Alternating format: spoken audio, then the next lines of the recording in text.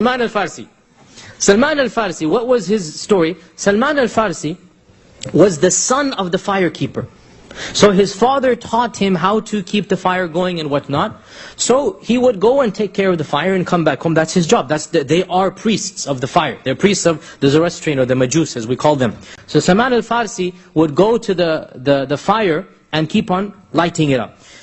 He said, and he's narrating the story himself, he said on the way there, on the road there, there was a monk who had his small monastery. You know the monks had a little cave, they have a monastery, and he would be worshipping, singing his hymns, praying all day and all night.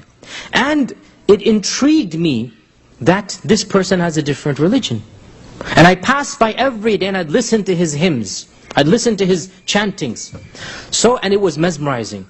And it attracted me. So one day I had the guts to basically go and ask him, can you tell me about your religion? And so the monk began to preach Christianity to Salman al-Farsi. And slowly but surely, Salman al-Farsi realized that what he's doing is idolatry. And what the monk has is a version of Tawheed and worship Allah and whatnot. So he became attracted to Christianity and he secretly converted. He secretly converted. When his father found out, his father locked him up with chains, prevented him from leaving the house, tortured him, because he's the priest. How can your own son convert to... So it's a big matter of shame. And attempted to exterminate him. So Salman al-Farsi managed to escape from his own house and run away to Syria, which is the land of Christianity. And the monk had already told, the monk had been executed because he converted the son of the priest, so they killed the monk. But the monk had told him that, go to such and such a monastery and you will find people of my thought. So Salman al-Farsi went there, and then to make a long story short, every time he went, he became the disciple, the main disciple of the monk, and the monk taught him how to worship. He remained a Christian. When each one died, he would tell him to go to another one. And this happened 4 times. When each one died, he would say, okay, now you go to this guy. So he went to that guy. And he went to, when he came to the 4th one, when the 4th one is about to die, listen to what he says. He says, but my companions who sent you eventually all over to me, my group of people, I don't know anybody remaining upon that understanding of Christianity. We're all gone now. This was the group that we had, but I don't know anybody left upon our understanding of Christianity. But you have come to a time when the promised one is about to come. What did they tell him?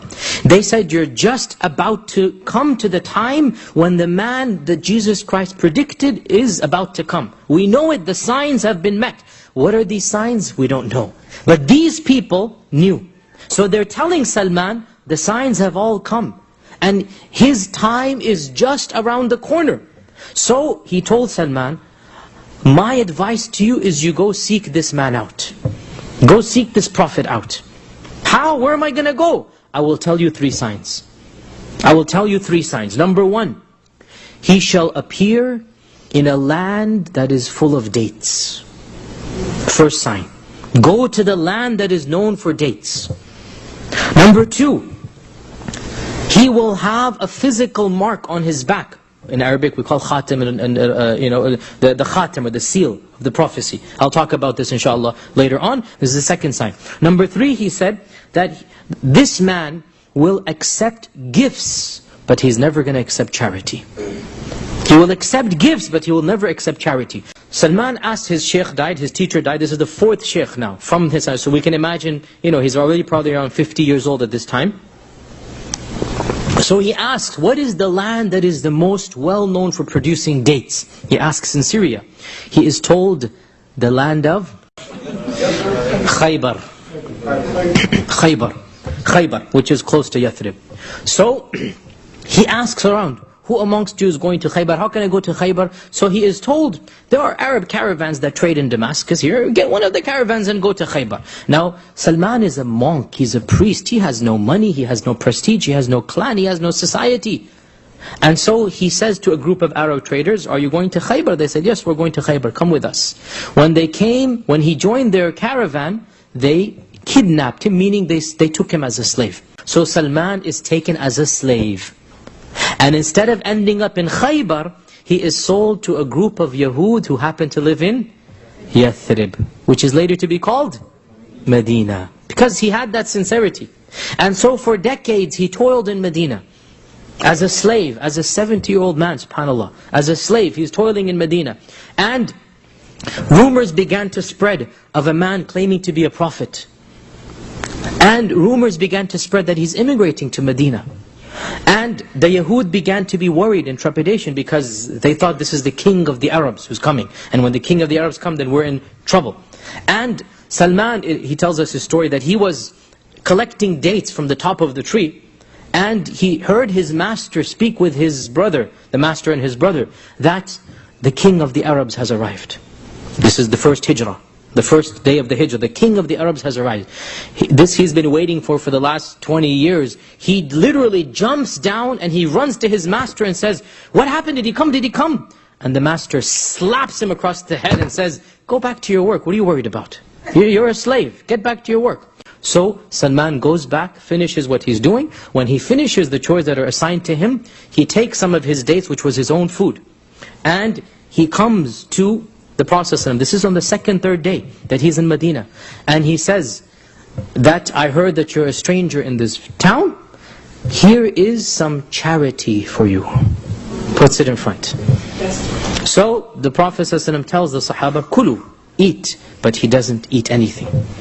The second day after his chores are over, he brings another plate and he says, "Today I have come with you with some date, and this is a gift to you."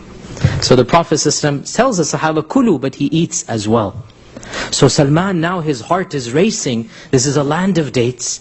He's, one sign has been met. Now what do I do to get to the third sign? So he stands up and he goes behind the Prophet and trying to take a peek, if he can look into his shirt to see what he can do. And when this old man goes behind the Prophet ﷺ and starts peering and peeking, the Prophet ﷺ understood. So he unbuttoned his shirt and he lowered it.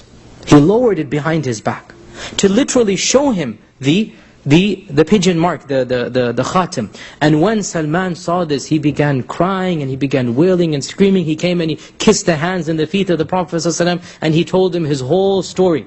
And the Prophet ﷺ said, "We must help you for your freedom."